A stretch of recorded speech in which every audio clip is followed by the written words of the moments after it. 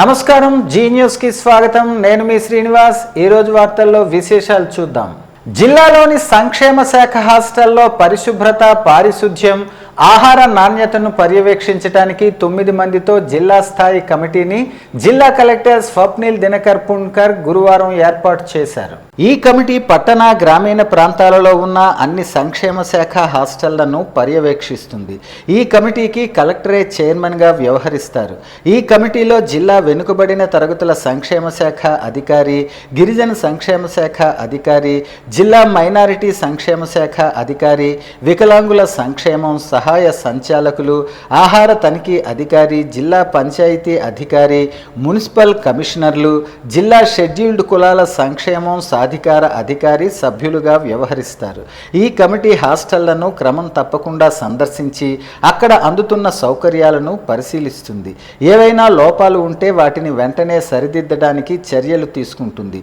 విద్యార్థుల ఆరోగ్యం, శ్రేయస్సును దృష్టిలో ఉంచుకుని ఈ కమిటీ పనిచేస్తుంది. వంశధార ఎడమ కాలువ ఎక్కువ శాతం నీరు అందించే ప్రాంతంగా గుర్తించబడిందని, మా నరసన్నపేట నియోజకవర్గం సుమారు ఆ ప్రాజెక్టు కింద 164 ఎకరాలు సాగైతే దాంట్లో సగభాగం నరసన్నపేట నియోజకవర్గం ఉంది. 70,000 పైచిలుకు నరసన్నపేట నియోజకవర్గంలోని సాగు అవుతుందని నరసన్నపేట శాసనసభ్యులు బగ్గు రమణమూర్తి శాసనసభలో మాట్లాడారు. ఈ ప్రాజెక్టు చేపట్టి సుమారు 75 సంవత్సరాల పైచిలుకైంది. మోడలైజేషన్ చెయ్యకపోవటం వల్ల సాగునీరు అందడం లేదు. అధిక వర్షం పడినచో ముప్పుకి గురవుతున్నాయన్నారు. సాగు చేసే టైంలో నీరు అందక రైతులకు ఇబ్బందులకు గురవుతున్నారు. మా నియోజకవర్గ రైతులకి ఆదుకుంటారని కోరుకుంటున్నాం అన్నారు. గత 5 సంవత్సరాలుగా ప్రభుత్వం గాలికి ప్రాజెక్టులు వదిలేయటంతో రైతులు ఇబ్బందులకు గురయ్యారు. మా బ్రతుకే వంశధార నీళ్లు వస్తేనే సాగవుతాయి. ఈ 146,000 ఎకరాలు సాగవ్వాలంటే వంశధార నీరు మాకు వస్తేనే సాగు జరుగుతుంది. దయచేసి మా నియోజకవర్గానికి సాగునీరు కల్పించే చర్యలు చేపడతారని బగ్గు రమణమూర్తి ప్రభుత్వాన్ని కోరారు. అప్పుడుండే టీడీపీ ప్రభుత్వంలో మోడరైజేషన్కి మరి డిపిఆర్ తయారై టెండర్ స్టేజ్లో ప్రభుత్వం మారిపోయింది అధ్యక్ష. 5 సంవత్సరాలు ఈ ప్రభుత్వం, గత ప్రభుత్వం గాలికి వదిలేసింది అధ్యక్ష ప్రాజెక్టు. ఈవేళ సాగునీరు అందడం చాలా కష్టంగా ఉంది. దానికి బదులుగా ఇంకో సమస్య కలిపి మాకు ఉంది అధ్యక్ష. షట్టర్స్ ఒక 15 సంవత్సరాల కిందట కాంగ్రెస్ ప్రభుత్వంలో ఉమ్మడి రాష్ట్రంలో షట్టర్స్ కుంభకోణం జరిగింది అధ్యక్ష, పెద్ద ఎత్తున. ఆవేళ దాని మీద విజిలెన్స్ ఎంక్వైరీ వేశారు. ఈవేళ వరకు ఆ సిఐడి ఎంక్వైరీ కానీ విజిలెన్స్ ఎంక్వైరీ పూర్తవకపోవడం వలన షట్టర్స్ ఎక్కడా లేవు అధ్యక్ష. నీరంతా వృధాకు పోతుంది అధ్యక్ష. ఇవాళ షట్టర్స్కి సంబంధించిన కొంత మెటీరియల్ ఉంది, అది కలిపి తుప్పు పట్టిపోతుంది. దాని మీద కలిపి చర్య తీసుకోవాలి అధ్యక్ష. ఇదే పరిస్థితి ఉంటే మేము గ్రామాల్లో కలిపి తిరిగే పరిస్థితి లేదు అధ్యక్ష. ఈ ఏడాది అంటే మోడర్నైజేషన్ కొంత టైం తీసుకున్నా ఈ ఏడాది మెయింటెనెన్స్కి ఏదైతే షట్టర్స్ బిగించడం కానీ లేకపోతే సిల్ట్ తీయడానికి కానీ ప్రాధాన్యత ఇవ్వాల్సిందిగా మీ ద్వారా మంత్రి గారు కోరుతున్నాను అధ్యక్ష. మా తాను జీవనాడి అధ్యక్ష. మా బ్రతుకే ఊంచుదార నీరు వస్తేనే సాగు అవుతాయి అధ్యక్ష. ఈ 146,000 ఎకరాలను దాంట్లో సగభాగం మాదే అధ్యక్ష. ఈవేళ రైతుల దగ్గరికి మేము వెళ్ళాలంటే ఈ సీజన్కి చాలా భయం వేస్తుంది అధ్యక్ష. మొన్న గెలిచిన తర్వాత కలిపి సొంత డబ్బులతో రైతుల్ని ఒప్పించి ఒక 10 మిషన్లు పెట్టి ఎక్కడికక్కడ రిపేర్ చేసి పొలాలు నీరు అందించాము అధ్యక్ష. ఈ ఏడాది అందించాలంటే ప్రభుత్వం కరుణించాలి. దానికి ఇప్పటి నుంచే దానికి ఒక ప్రణాళిక ఉండాలి.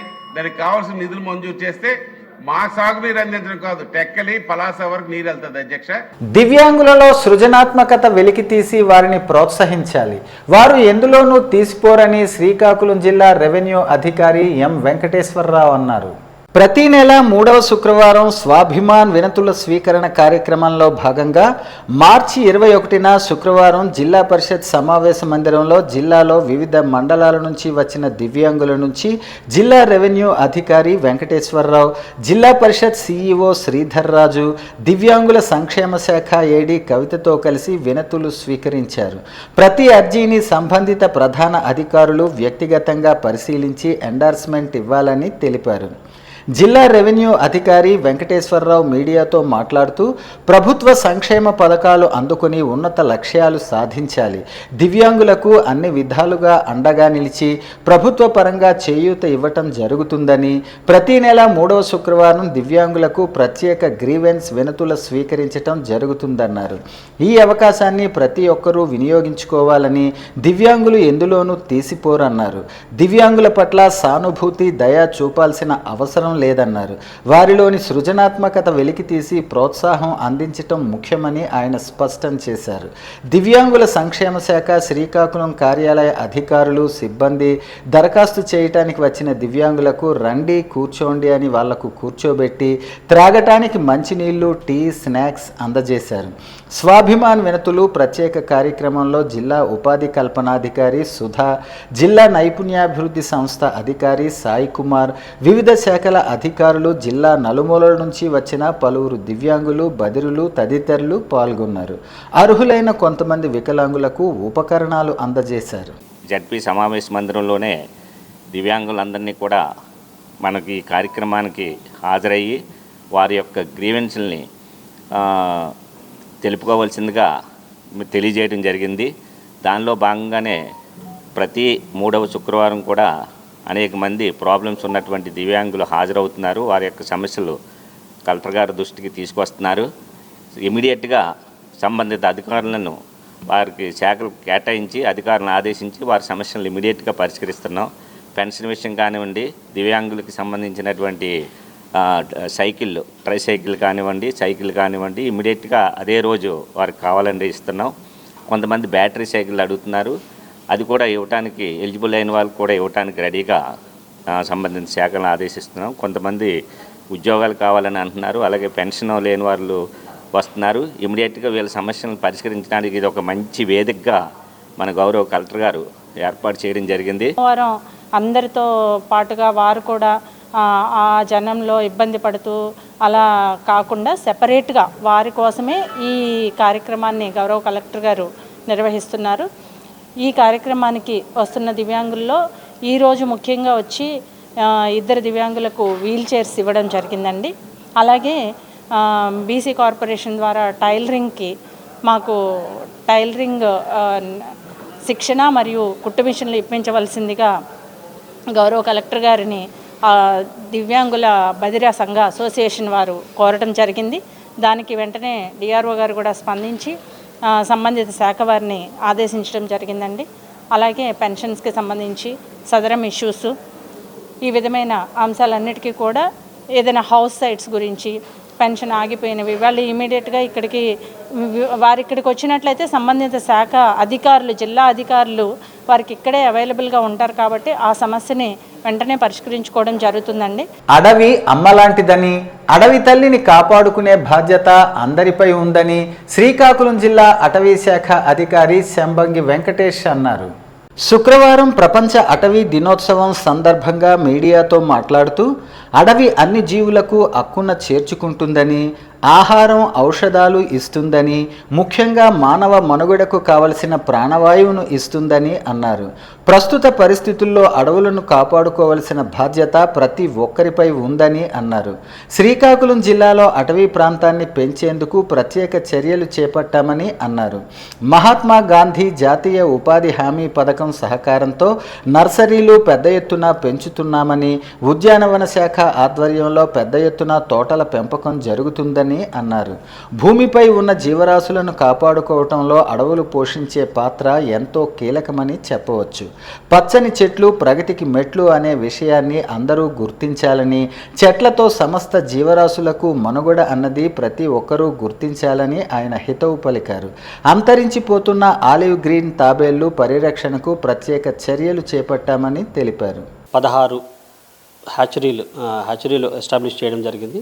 ఆలివ్ రిడ్లీలు ఏదైతే అంతరించిపోయే తాబేళ్ల జాతి ఉందో దాన్ని పరిరక్షించడం కోసం 16 హ్యాచరీస్లో we have taken up conservation measures and at the same time as on date it is more than 2.5 lakh eggs are collected from more than 2,200 nests and it is going to be continued for the next 2 more months also. దాంట్లో భాగంగా ఒక 42 మంది మనకి protection వాచర్లు వాటిని protect చేయడం వల్ల కానీ, protection చేస్తూ కానీ వాటి సంరక్షణలో పాలు పంచుకుంటూ ఉంటారు. అదేవిధంగా పెద్ద ఎత్తున ప్రభుత్వ ఆదేశాల మేరకు నరేగాలో మా ఎంజీఎన్ఆర్ఈజీ స్కీమ్ ద్వారా మోర్ దాన్ 20 lakhs నర్సరీని సాధించే దిశగా మనము ముందున్నాము. ఇప్పటికే 18 లక్షల నర్సరీని మనం టేకప్ చేయడం జరిగింది. ఈ నర్సరీల ద్వారా మనము ప్రజలకి కానీ వివిధ ప్రాంతాలలో కానీ విరివిగా మొక్కలు నాటడం జరుగుతుంది. ప్రభుత్వ ఆశయాలకు అనుగుణంగా 50% గ్రీనరీ సాధించే దిశగా మనం అడుగులు వేస్తున్నాము. ఇందులో భాగంగా మనం మొక్కలు ముఖ్యంగా క్యాజురీనా కోస్టల్ తీర ప్రాంతాల్లో కానీ and timber yielding species like teak, red sandals, ఏగిసా, రోజ్వుడ్ ఇట్లాంటి హై వాల్యూ టింబర్ స్పీషీస్ కానీ, ఎన్టీఎఫ్పిసి స్పీషీస్ అంటే non teak secondary hardwood species కానీ, non timber forest produce species కానీ విరివిగా రైజ్ చేస్తున్నాము. అయితే ఇందులో భాగంగా మనము కుంకుడు, ఉసిరి, చింత ఇట్లాంటి వివిధ రకాల జాతుల మొక్కలు పెంచడం జరుగుతుంది. ఇవన్నీ దృష్టిలో పెట్టుకొని ప్రభుత్వ సహాయ సహకారాలతో మేము ముందుకు పోతాము. ఈ రాష్ట్రాన్ని అదేవిధంగా ఈ జిల్లాను ముఖ్యంగా మనము 50% గ్రీనరీ దిశగా తీసుకెళ్లే దిశగా మనము ముందుకు సాగుతాం. Thank you so much. ఎవరైతే ఈకేవైసీ చేయించుకొని వారు ఉన్నారో వారంతా రేషన్ డీలర్ లాగిన్ మరియు విఆర్ఓ లాగిన్లో ఈకేవైసీ చేయించుకోవాలని, అందుకు తగ్గట్టు డీలర్లు, ఎండియు ఆపరేటర్లు కృషి చేయాలని డిఎస్ఓ సూర్యప్రకాష్ సూచించారు. శ్రీకాకుళం నగరం స్థానిక తహసీల్దార్ కార్యాలయంలో విఆర్ఓలు, డీలర్లు, ఎండియు ఆపరేటర్లతో ఆయన సమావేశం నిర్వహించారు. ప్రభుత్వ ఉత్తర్వులు ఈ మేరకు తప్పనిసరిగా ఈకేవైసీ చేయించుకోవాలని, ఈ నెల 31వ తేదీలో ఈ కార్యక్రమం 100% జరగాలన్నారు.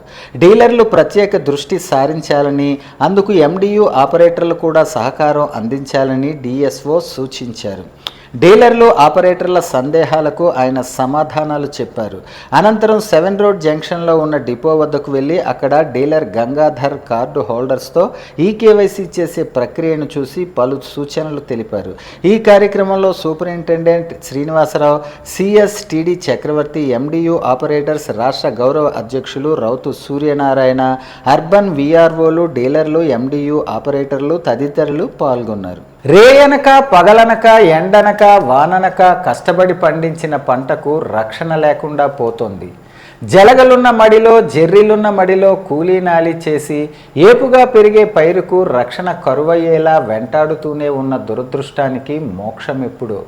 చేతికొచ్చిన బిడ్డ అసువులు బాస్తే ఎంతటి తీరని వేదనో, అలాగే సంవత్సరమంతా శ్రమపడితే వచ్చే ఫలితం, అందివచ్చిన అవకాశాన్ని కాలరాస్తున్న దుస్థితి కూడా అలాంటి ఆవేదనే కలిగిస్తుంది.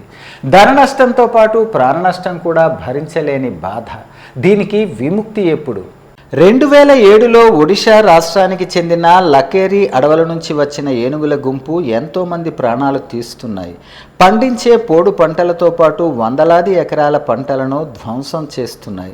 ఈ 11 ఏనుగుల గుంపు ఒరిస్సా లకేరీ అడవుల నుంచి బత్తిలి జగన్నాథపురం వంశధార నదిని దాటి వచ్చి గత 18 ఏళ్లుగా ఈ ప్రాంతాల్లోనే సంచరిస్తున్నాయి. అటవీ శాఖ అధికారులు ప్రభుత్వం చేపట్టిన ఆపరేషన్ గజా చేపట్టగా 3 ఏనుగులను పట్టుకొని లేఖేరీ అడవుల్లోకి తీసుకెళ్లగా మార్గమధ్యంలో ఒక ఏనుగు మరణించిందని, మిగతా 2ంటిని అడవిలో విడిచిపెట్టారు. మిగిలిన 8 ఏనుగులలో 3ంటిని గిరిజనులు పాతిపెట్టారు. మరో ఏనుగు ప్రమాదవశాత్తు కరెంట్ షాక్తో చనిపోయింది. మిగతా 4 ఏనుగులు ఈ విధ్వంసాన్ని సృష్టిస్తూనే ఉన్నాయి. ఇందులో సుమారు 22 మంది మనుష్యులను ఏనుగులు పొట్టన పెట్టుకున్నాయి. ఇందులో ఒక జర్నలిస్టు కూడా ఉన్నారు. వేల ఎకరాల పంటను ధ్వంసం చేస్తూ గిరిజనులు పండించే పంటలను మహాఘోరంగా నాశనం చేస్తున్నాయి. అరటి, జీడి, మామిడి, మొక్కజొన్న, వరి పంటలను నాశనం చేస్తున్న ఫారెస్ట్ అధికారులు మాత్రం ఏనుగులను ఏమీ అనొద్దు, వాటిని ఏ విధమైన కవ్వింపు చర్యలు చేయవద్దని చెబుతూనే ఉన్నారు. ఎన్ని ప్రభుత్వాలు మారినా వారు చేపట్టే చర్యలు ఫలితాలు నీయటం లేదు. రైతులు పొలాలకు వెళ్లాలంటే బిక్కుబిక్కుమంటూ వెళ్లాల్సి వస్తుంది. ఏ సమయానికి ఇళ్ల మీదకు వచ్చి దాడి చేస్తాయో అని భయంతో బతకవలసిన పరిస్థితి ఏర్పడింది. పంట నష్టపోయిన రైతులకు నష్టపరిహారం ఫారెస్ట్ అధికారుల ద్వారా అంతంత మాత్రమే అందిందని ప్రజల ఘోష. ఇప్పటికైనా ప్రభుత్వం వీటిపై దృష్టి సారించి ఈ ఏనుగుల తరలింపునకు చర్యలు చేపట్టాలని ప్రజల మొర. ఇప్పటికే నష్టపోయిన రైతులను ఆదుకోవాలని ఈ ప్రాంతవాసుల గోడు. జనుల ఘోషను, శ్రామికుల గోడును, పేద కూలీల మొరలను ఆలకించే దేవుడే లేడా అంటూ గగ్గోలు. చెమట జీవుల రెక్కల కష్టాన్ని పూడ్చి తగు పైకాన్ని మంజూరు చేసి న్యాయం చేయాలని వేడుకుంటున్నాం. పార్వతీపురంలో మార్చి 23 జరగనున్న మిస్టర్ ఆంధ్ర బాడీ బిల్డింగ్ పోటీలకు జిల్లా నుంచి పలువురు బాడీ బిల్డర్స్ ఎంపికయ్యారని జిల్లా సెక్రటరీ వి విజయ్ కుమార్, అధ్యక్షులు బి ప్రసాద్ అన్నారు. శ్రీకాకుళం నగరం స్థానిక కోడిరామ్మూర్తి స్టేడియంలో ఈరోజు ఎంపిక చేయటం జరిగిందని, శ్రీకూర్మంకు చెందిన ఎస్ వైకుంఠరావు 55 కేజీలకు, సింగుపురానికి చెందిన బి అభి 60 కేజీల, డి జగదీష్ 65 కేజీలు, డి జయరాం 65 కేజీలు, బి శివమణి 70 కేజీలు, కె సుమంత్ 60 కేజీలు, శ్రీకాకుళం బన్నీ 55 కేజీల విభాగంలో ఎంపిక కావటం పట్ల హర్షం వ్యక్తం చేస్తూ క్రీడాకారులంతా ఈ పోటీలలో మెరవాలన్నారు. శ్రీకాకుళం క్రీడాకారులకి sports development officer K Sridhar Rao ప్రత్యేకమైన అభినందనలు తెలిపారు. ఈ కార్యక్రమంలో టీడీపీ జిల్లా కోశాధికారి ఇప్పిలి తిరుమలరావు, ఎస్ సందీప్ కుమార్, చరణ్ తదితరులు పాల్గొన్నారు. లలిత సంగీత స్వరకల్పన సామ్రాట్, సప్తస్వరాకృతి లలిత సంగీత సుధానిధి కళా ప్రవీణ బండారు చిట్టిబాబు గారి సంస్మరణ సభ గురువారం సాయంత్రం స్థానిక బాపూజీ కళామందిర్లో నగరంలోని ప్రముఖులు, కళాభిమానులు, శిష్య ప్రశిష్యులతో భక్తి శ్రద్ధలతో జరిగింది. ముందుగా red cross chairman Jaganmohan Rao, GBA Swaramadhuri నిర్వాహకులు డాక్టర్ నిక్కు అప్పన్న, ప్రముఖ వైద్యురాలు డాక్టర్ పి మాలతి, ప్రముఖ శాస్త్రీయ లలిత సినీ నేపథ్య గాయని మండపాక శారద, ఎంవి కామేశ్వరరావు, మండా శ్రీనివాసరావు మరియు కుటుంబ సభ్యులచే జ్యోతి ప్రజ్వలన చేసి బండారు చిట్టిబాబు గారి చిత్రపటానికి పూలమాల వేసి ఘనంగా నివాళులర్పించారు. అనంతరం భక్తులు, శిష్యులు మాట్లాడుతూ బండారు చిట్టిబాబు గారు బంగారు చిట్టిబాబు గారు ప్రతి కళాకారునికి పూజ్యులు అని, అల్ప సంతోషి అని, ఆయన స్వరపరిచిన పాటలు వినటానికి హాయిగా ఉన్నా పాడటం చాలా కష్టమని, ఆయన పాటలు విశ్వవ్యాప్తం చేయాలని, వారి జయంతి వర్ధంతి వేడుకలు ప్రతి ఏడు జరగాలని, వారి విగ్రహ ప్రతిష్టకు ఏర్పాట్లు జరగాలని కోరారు. శిష్యులు మాట్లాడుతూ ఆయన స్వరపరిచిన పాటలు మా శిష్యులకు నేర్పిస్తూ ఉండటం గొప్ప అనుభూతని, ఆయన జీవిత చరిత్ర, ఆయన పాటలు పొందుపరిచి పుస్తకాన్ని ప్రచురించే ఏర్పాట్లు జరుగుతున్నాయని తెలిపారు. ఈ కార్యక్రమంలో L నందికేశ్వరరావు, BA Mohan Rao, Ramalingaswamy, KLN మూర్తి, డాక్టర్ సంపత్ కుమార్, గజల్ వాసుదేవ్, కళ్యాణం రామ్మోహన్, రెడ్డి సత్యనారాయణ, పవన్ తదితరులు పాల్గొన్నారు.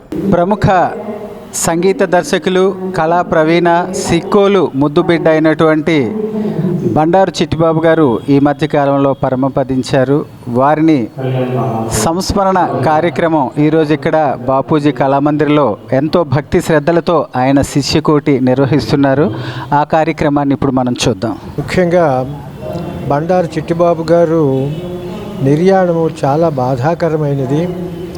ఆయన గంధర్వలోకం నుంచి వచ్చినటువంటి ఒక సంగీత చక్రవర్తి, మన శ్రీకాకుళంకి ఆయువు పట్టుగా ఉండేవాడు. ఈనాడు వారు కాలం చేసిన తరువాత దాని పట్టంతా ఒక పోయింది. ఎంతోమంది శిష్యులను తయారు చేశారు. రూపాయి ఆశించకుండా తనకున్నటువంటి విద్యని దానం చేశారు. తనకున్నటువంటి విద్యని అందరికీ దానం చేశారు. పెద్ద పెద్దవాళ్ళుగా తయారు చేశారు. జి ఆనంద్ గారు, డాక్టర్ మండపాక శారద గారు, తర్వాత మరి బిఏ నారాయణ గారు, కృష్ణారావు గారు మ్యూజిక్ డైరెక్టరు, ఇలాంటి వాళ్ళని ఎందరినో తయారు చేశారు. డాక్టర్ సంపత్ కుమారు, తర్వాత కళ్యాణ్ రామ్మోహన్ రావు గారు, నాలాంటి వారు, నికప్పన్ గారు లాంటి వాళ్ళు ఎంతోమంది ఉన్నారనమాట. ఆయన మరి చాలా దగ్గరికి తీసుకువెళ్ళి పాడించారు. నన్ను ఢిల్లీ వెళ్ళి పాడించారు, హైదరాబాదులో పాడించారు, విశాఖపట్నంలో పాడించారు, విజయనగరంలో పాడించారు, విజయవాడలో పాడించారు. అందుకే ఏమిటంటే మా సంస్థ తరఫున వారికి కృతజ్ఞతలు తెలియచేసుకుంటున్నాం. బండారు చిట్టిబాబు గారికి నాకు అంటే మా మామయ్య గారు ఆయన, మాకు ఉన్న అనుబంధం ఈనాటిది కాదు. నన్ను వారికి 1960 నుంచి తెలిసిన, నాకు జ్ఞానం వచ్చి నాకు వారు తెలియడం 1965 నుంచి. అంటే దాదాపు 60 సంవత్సరాల అనుబంధం మాది. సంగీతపరంగా కుటుంబ నేపథ్యంలో మాకున్న బంధుత్వం, ఇవన్నీ మాకున్న అపారమైన అనుబంధానికి ఈనాడు ఆయన లేరన్న విషయం ఎంతో బాధగా అనిపించిన, కాలధర్మం సహజం అనుకొని మమ్మల్ని మేమే కన్సోల్ చేసుకున్నా, సంగీతపరంగా మేము ఆయనకి వారసులని చెప్పుకోవడానికి ప్రథమ శిష్యుల్లో ఒకదాన్ని నేను. అంటే మమ్మల్ని కూడా నన్ను ఆయన కూతురులాగా భావించి అంత అమిత వాత్సల్యంతో నన్ను తీర్చిదిద్దిన మనిషి నా గురువులు చిట్టిబాబు గారు. వారికి తీసుకోవాలని అప్పుడు రాజేశ్వరరావు గారు, ఇంకా ఎంతోమంది మ్యూజిక్ డైరెక్టర్స్, చాలామంది ఘంటసాల గారు, వీరందరూ వచ్చిమంటే సునాయాసంగా నేను ఇక్కడే ఉంటాను, నేను తృణీకరించి నేను లలిత సంగీతానికే నేను పూర్తిగా ఆద్యం పోసి నేను ఆ యొక్క లలిత సంగీతాన్ని నేర్పించి ఎందరో శిష్యులను తయారు చేయాలన్న ఒక తృప్తి అతను తీర్చుకున్నారు. అతను సుదీర్ఘ తీరంలో ఎంతోమంది శిష్యులు తయారు చేసి ఎంతోమంది దీన్ని అతను హార్మోనియం మీద మొత్తం శృతి లయలు నేర్పించిన మహావ్యక్తి ఇక లేరనే బాధ ఇది ఉంది. అయితే నేను యూత్కి ఏమిటి చెప్తున్నానంటే, ప్రతి ఒక్కరూ అతనితో అంతరించిపోకుండా మున్ముందు మన వారి తాలూకా ఏవైతే వారు నేర్పారో ఆ సంగీతాన్ని మరికొంచెం ముందుకు తీసుకెళ్ళి ప్రతి సంవత్సరం వారి తాలూకా వర్ధంతి, వారి తాలూకా జయంతులు చేసి ప్రతి ఒక్కరికి నేర్పించి ఇంకా సంగీతాన్ని బాగా అభివృద్ధి చేస్తారని కోరుతున్నాను. వేసవిని దృష్టిలో పెట్టుకుని రాష్ట్ర ప్రభుత్వం రెగ్యులర్ పాఠశాలల తరహాలో అంగన్వాడీ కేంద్రాలకు ఒంటిపూట బడులు చేయటం వల్ల శ్రీకాకుళం జిల్లాలో గల అంగన్వాడీ స్కూల్స్కు వెళుతున్న పిల్లల తల్లిదండ్రులు ఆనందం వ్యక్తం చేస్తున్నారు. ఉదయం 8 గంటల నుంచి మధ్యాహ్నం 12 గంటల వరకు అంగన్వాడీ కేంద్రాలు ఈ 18వ తేదీ నుంచి పనిచేస్తున్నాయి. వేసవి దృష్ట్యా మార్చి 18వ తేదీ నుంచి మే నెల 31వ తేదీ వరకు అంగన్వాడీ కేంద్రాలు సమయం మార్చినట్లు పేర్కొన్నారు. ప్రీ స్కూల్ పిల్లలకు వేడి ఆహారం ఇచ్చి పిల్లలను వారి గృహాలకు సురక్షితంగా పంపిస్తున్నారు. శ్రీకాకుళం అర్బన్ ఐసిడిఎస్ ప్రాజెక్టు పరిధిలో ఉన్న అన్ని అంగన్వాడీ కేంద్రాల పరిధిలో ఆటపాటలతో చిన్నారులకు చక్కని ఆరోగ్యానికి రక్షణ కల్పిస్తూ గుడ్లు, పాలు, ఆహారాన్ని అందిస్తున్నారు. గత మే నెలలో ఒంటిపూట బడులు ఉండేవి. నేడు మార్చి నెలలో రాష్ట్ర ప్రభుత్వం పిల్లల ఆరోగ్యానికి రక్షణ కల్పించే ఉద్దేశంతో టైమింగ్స్ మార్చడం పట్ల సిక్కోలు జిల్లా వాసులు ఆనందం వ్యక్తం చేస్తున్నారు. ఒక పక్క చదువు, మరోపక్క ఆటపాటలతో అలరిస్తున్న అంగన్వాడీ కేంద్రాల వల్ల చిన్నారులు ఎంతో లబ్ధి పొందుతున్నారని చెప్పవచ్చు. మాకు ఇది ఇప్పుడు పిల్లలకి గవర్నమెంట్ స్కూల్తో పాటు ప్రైవేట్ స్కూల్, మా స్కూల్కి కూడా గవర్నమెంట్ పిల్లలకి ఒంటిపూట బడులు అనేది ఏర్పాటు చేయడం జరిగింది. పూర్వమైతే ఏప్రిల్లో ఇచ్చేవారు, కానీ స్కూల్ పిల్లలు ఇప్పుడు మార్చి 15 నుంచి ఇస్తున్నారు కదా, అలాగే మా పిల్లలకు కూడా మార్చి 15 నుంచి గవర్నమెంట్ వారు మాకు అంగన్వాడీ పిల్లల్ని, ప్రీ స్కూల్ పిల్లల్ని కూడా మాకు ఒంటిపూట బడులు ఇచ్చినందుకు ప్రభుత్వం ధన్యవాదాలు తెలియజేస్తున్నాం. ఈ ఎండల తీవ్రత ఎక్కువగా ఉన్న కారణంగా పిల్లలకి 8 నుంచి మధ్యాహ్నం 12 గంటల వరకు ఫ్రీ స్కూల్ అనేది నడపడం జరుగుతుంది. ఇదివరకంటే 9 గంటల నుంచి సాయంత్రం 4 వరకు ఉండేదన్నమాట. ఉదయం ఎర్లీ మార్నింగ్ 8 గంటలకు వచ్చేసరికి ఉదయం రాగానే ఉడకబెట్టిన గుడ్డు ఒకటి ఇస్తాము. అట్లాగే మరుసగా ఒక 1 అవర్ అయిపోయిన తర్వాత పాలు మరగబెట్టిన పాలు ఇస్తాము. మళ్ళీ 11:30 కల్లా ఫీడింగ్ పెట్టేసి వాళ్ళకి కాసేపు రెస్ట్ నుంచి 12 గంటలకు స్కూల్ నుంచి పంపించేసి మేము రికార్డులు అనేది రాయించుకోవడం అనేది జరుగుతుంది. మాకేంటంటే గవర్నమెంట్ వాళ్ళు ఫ్రీ స్కూల్ పిల్లలకి 8 గంటల నుంచి మధ్యాహ్నం 12 గంటల వరకు క్లోజ్ చేయమని చెప్పారు. దానివల్ల పిల్లలకి ఎండ తీవ్రత నుంచి కాపాడినట్టు ఉంటుంది. వాళ్ళు తొందరగా ఇంటికి వెళ్ళిపోతున్నారు. మేమేంటంటే ఇక్కడ పిల్లలకి ఉదయాన్నే గుడ్డు, పాలు ఇస్తూ మధ్యాహ్నం భోజనం పెట్టి వాళ్ళకి ఇంటికి పంపించడం అవుతుంది. అలాగే స్కూల్తో పాటు మాకు కూడా ఈ సంవత్సరం 8 నుంచి 12 గంటల వరకు ఈ అవకాశాన్ని ఇచ్చారు. అవకాశాన్ని ఇచ్చినందుకు ప్రభుత్వం వారికి ధన్యవాదాలు తెలపడం అవుతుంది. ఆశా వర్కర్లకు కనీస వేతనాలు ఇవ్వాలని ఏపీ ఆశా వర్కర్స్ యూనియన్ జిల్లా గౌరవ అధ్యక్షులు కె నాగమణి, సిఐటియు జిల్లా అధ్యక్షులు సిహెచ్ అమ్మన్నాయుడు డిమాండ్ చేశారు. ఆశాల జాతీయ కోర్కెల దినం సందర్భంగా ఆశా వర్కర్స్ను రెగ్యులరైజ్ చేయాలని, కనీస వేతనం 26,000 ఇవ్వాలని, చట్టబద్ధమైన సౌకర్యాలు కల్పించాలని, పెన్షన్ ఇవ్వాలని కేంద్ర రాష్ట్ర ప్రభుత్వాలను కోరుతూ AP ASHA workers union CITU ఆధ్వర్యంలో శుక్రవారం శ్రీకాకుళం జిల్లా వైద్య ఆరోగ్య శాఖ ఆశాల జిల్లా నోడల్ అధికారి రవి ప్రసాద్కు సామూహిక వినతి పత్రం అందించారు. ఈ సందర్భంగా వారు మాట్లాడుతూ పేద ప్రజలకు ఆరోగ్య సేవలు అందిస్తున్న ఆశా వర్కర్స్ని ప్రభుత్వం కార్మికులుగా గుర్తించాలని, చట్టబద్ధమైన సౌకర్యాలు కల్పించాలని కోరారు. జాతీయ ఆరోగ్య మిషన్ స్కీమ్ ఏర్పడి 20 సంవత్సరాలు అయినప్పటికీ ఆశాలకు కనీస వేతనాలు చెల్లించటం లేదని అన్నారు. విధి నిర్వహణలో ప్రమాదవశాత్తు మరియు అనారోగ్యంతో చాలామంది ఆశా వర్కర్లు అర్ధాంతరంగా చనిపోతున్నారు. ప్రభుత్వం ఆశా వర్కర్లకు 10 లక్షల రూపాయల గ్రూప్ ఇన్సూరెన్స్ సౌకర్యం కల్పించాలని కోరుతున్నాం. గిరిజన ప్రాంతాల్లో పనిచేస్తున్న కమ్యూనిటీ హెల్త్ వర్కర్స్ ఆశాలుగా మార్పు చేయాలని కోరారు. గత 7 సంవత్సరాల కాలంలో కేంద్రంలో బీజేపీ ఆశా వర్కర్లకి కేవలం 1000 రూపాయలు మాత్రమే వేతనం పెంచిందని, గత 5 సంవత్సరాలుగా రాష్ట్ర ప్రభుత్వం ఆశాలకు వేతనం పెంచలేదని అన్నారు. వైద్య ఆరోగ్య రంగానికి నిధులు కేటాయింపులు నానాటికి తగ్గుతున్నాయని, ప్రజారోగ్యానికి భద్రత కరువైందని ఆవేదన వ్యక్తం చేశారు. ప్రభుత్వం వెంటనే స్పందించి ఆశాల సమస్యలు పరిష్కారం చేయాలని విజ్ఞప్తి చేశారు. జాతీయ కోరికల దినం సందర్భంగా ఈరోజు శ్రీకాకుళం జిల్లా వైద్యారోగ్య శాఖ అధికారి వారికి AP ASHA workers union CIT ఆధ్వర్యంలో వినతిపత్రం ఇచ్చే కార్యక్రమం అనేది పెట్టడం జరిగింది. ఎందుకంటే ఆశాలకు సంబంధించి తీవ్ర శ్రమదోపిడికి గురవుతున్నారు. ఇది కేంద్ర ప్రభుత్వం, రాష్ట్ర ప్రభుత్వం కలిసి నిర్వహించాలి. అయినప్పటికీ కూడా జాతీయ ఆరోగ్య మిషన్ ఏర్పడి 20 సంవత్సరాలు అయినప్పటికీ ఆశాలకు కనీస వేతనాలు ఇవ్వడం లేదు. కేంద్ర ప్రభుత్వం గత 7 సంవత్సరాల్లో కేవలం 1000 రూపాయలు మాత్రమే వేతనం పెంచింది. అలాగే రాష్ట్ర ప్రభుత్వం కూడా గత 5 సంవత్సరాల నుంచి రూపాయి వేతనం కూడా పెంచలేదు. మరోవైపు ధరలు విపరీతంగా పెరిగిన ధరలకు అనుగుణంగా ఆశాలకు వేతనాలు పెంచాలని చెప్పి, ఆశా వర్కర్స్ను కార్మికులుగా గుర్తించాలని చెప్పి వారికి పెన్షన్ సదుపాయం కల్పించాలి. అదేవిధంగా చట్ట ప్రకారం గ్రాట్యుటీ ఇవ్వాలని చెప్పి డిమాండ్ చేస్తూ ఉన్నాం. అలాగే రాష్ట్ర ముఖ్యమంత్రి గారు ప్రకటించారు అంతర్జాతీయ మహిళా దినోత్సవం ముందు ఆశలకు తీపి న్యూస్, గుడ్ న్యూస్ అని చెప్పి. కానీ ఏదైతే గ్రాట్యుటీ ఇస్తామని చెప్పారో, వయోపరిమితి జీవో ఇస్తామని చెప్పారో, ఇప్పటికి కూడా రిటైర్మెంట్ వయసు పెంచుతూ ఇచ్చిన జీవో ఇవ్వలేదు. అలాగే సెలవుల జీవో ఇవ్వలేదు. అలాగే గ్రాట్యుటీ జీవో ఇవ్వలేదు.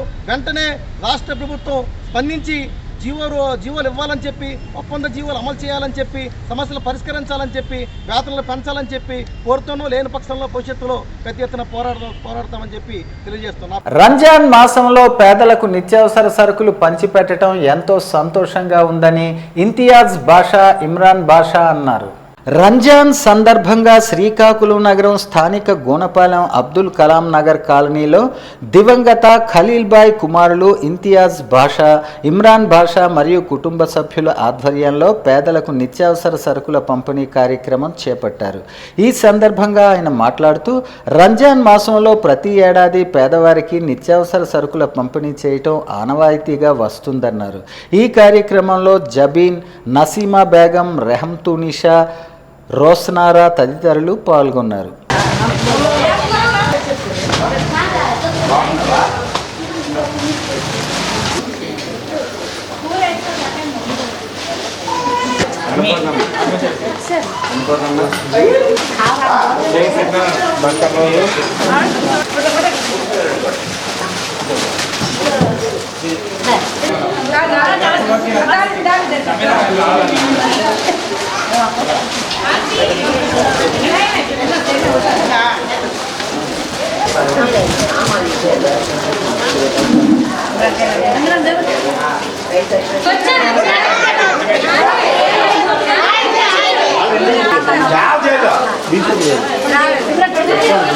వార్తలు సమాప్తం. మళ్ళీ తర్వాత బులెటిన్లో కలుసుకుందాం. నమస్కారం.